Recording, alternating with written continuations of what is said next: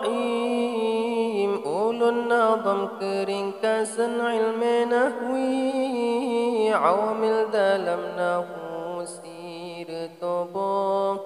Na lafzina ma'nawi tafam bejro, amil lafzi diji akhi bagi dua, funsi ma'i dan qiyasi yang kedua.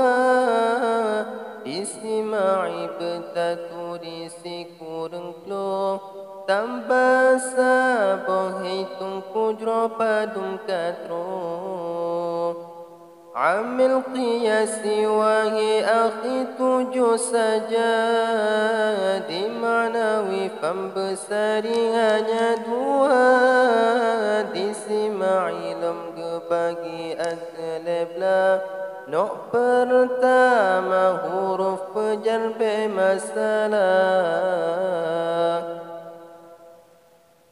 Huruf pejar akan isim si kurang belah, hafad bejit hei orang bedbena malah. Pertama pamin wa ila wa fi wa an, waw dengan balik dengan tadi ji qasam.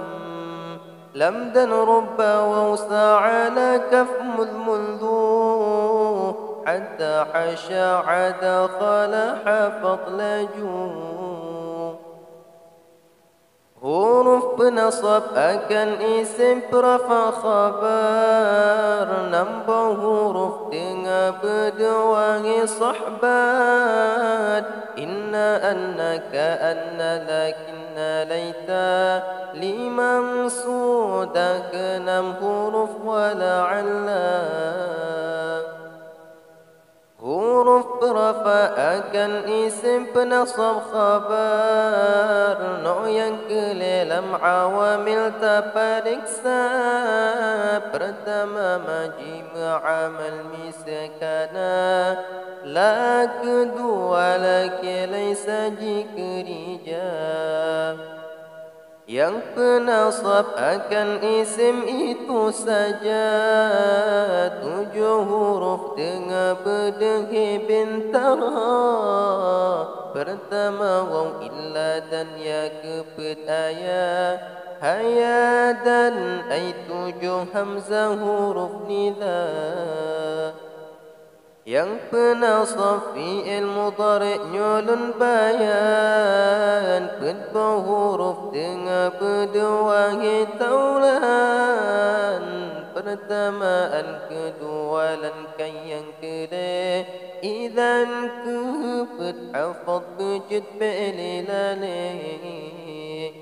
Yang pejazam fi'il yang mudhari', limang huruf dengan berdenghi mustami'. Pertama in, kedua lam kelilama, lamul amri la fin nahyi yang kelima. Si kurang isim yang pejazam mudhari' fi'il, atau ma'na indijih boleh ma'na hasib. Pertama man ma, kedua ayu kele, mata kepet mahma kajid limang tenteh. Aina kenam amil jazam hai saudara, anna haisu masih kurang isma betakira.